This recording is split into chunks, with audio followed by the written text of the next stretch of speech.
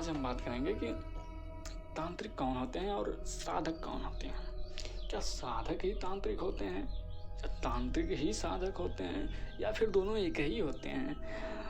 क्योंकि जो आम लोग होते हैं, आम आदमी होता है कि जनमानस में आम जीवन जीने वाला लोग, तो उनको ये बातें पता नहीं होती हैं कि तांत्रिक कौन होते हैं और साधक कौन होते हैं।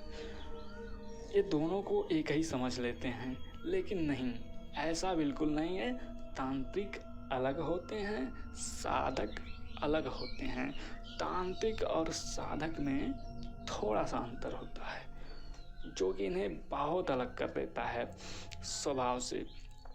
तो तांत्रिकों के पास जो होती हैं वो नकारात्मक शक्तियाँ होती हैं, जैसे भूत प्रेत पिशाच बैताल, ऐसी शक्तियाँ होती हैं, गंदी शक्तियाँ, जिनको सिद्ध करके वो 1 दिन की 2 दिन की 3 दिन की साधनाएँ करके सिद्ध कर लेते हैं। बहुत आसानी से नकारात्मक शक्तियाँ सिद्ध हो जाती हैं और फिर उन्हीं नकारात्मक शक्तियों के दम पर चमत्कार दिखाना शुरू करते हैं कि हम ये कर देंगे, हम वो कर देंगे, ये चमत्कार कर देंगे।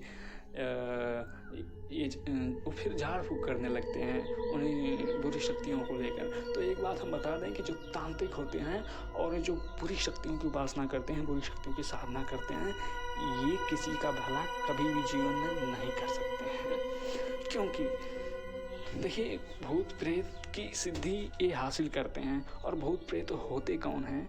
जो अपने जीवन काल में जिन्होंने कभी भी भक्ति भाव नहीं किए, जिन्होंने कभी कोई अच्छे कर्म नहीं किए, जो बहुत ही बुरी तरह से जीवन जिए, लोगों को परेशान किए जीवन में, और लोगों के साथ दुष्टता भरे काम किए और पाप कर्म किए, तो उन्हें ही प्रेत योनि में जाना पड़ता है। तो ऐसे लोग ही प्रेत योनि में भटकते रहते हैं। तो ये जो तांत्रिक होते हैं, ऐसे लोगों को ही सिद्ध कर लेते हैं। तो अब आप हमें एक बात बताइए, आप अपने दिमाग से सोच लीजिए, जो अपने जीवन काल में जिंदा रहते हुए अच्छा काम नहीं किया, वो मरने के बाद क्या शरीफ हो जाएगा? मरने के बाद क्या वो अच्छा काम करने लगेगा? बिल्कुल नहीं करेगा। तो यही कारण है कि तांत्रिक कभी किसी का भला नहीं कर सकते, क्योंकि उनके पास जो होती हैं 2 दिन 3 दिन की साधनाओं से सिद्ध हुई नकारात्मक शक्तियाँ ही होती हैं, जो कि नकारात्मक शक्तियाँ अपना प्रभाव दिखाती ही दिखाती हैं। आज नहीं तो कल, कल नहीं तो परसों, वो अपना स्वभाव दिखाएंगी ही दिखाएंगी।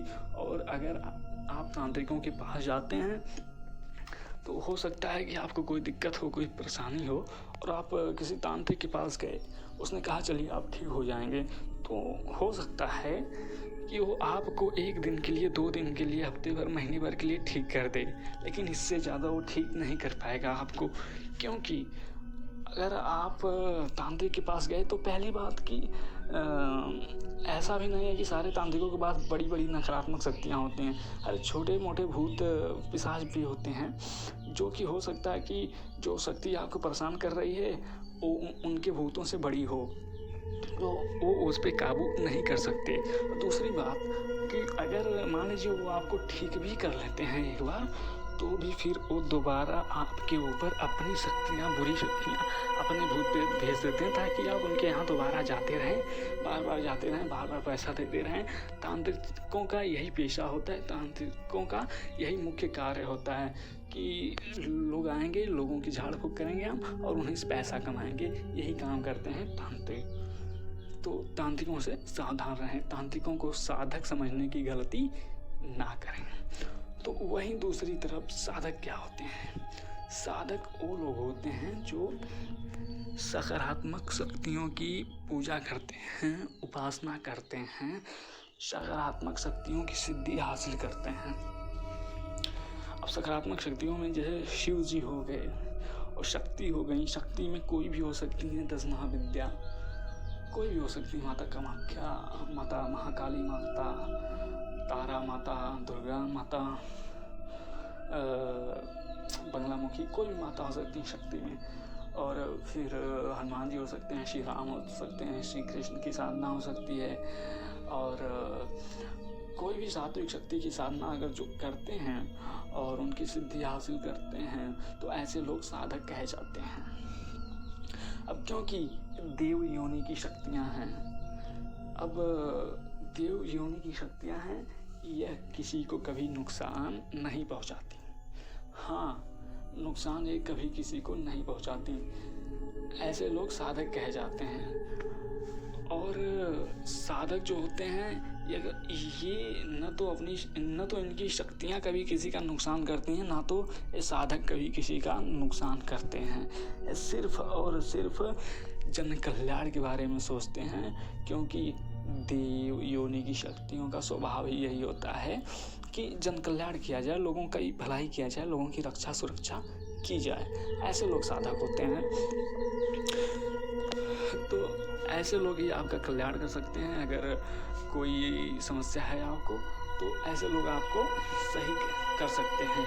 लेकिन मेरा कहना है कि आप कहीं न जाएं, आप खुद घर पे साधनाएँ करें, जैसे कि माता महालक्ष्मी योगिनी साधना, अप्सरा साधना और सारी सात्विक साधनाएँ।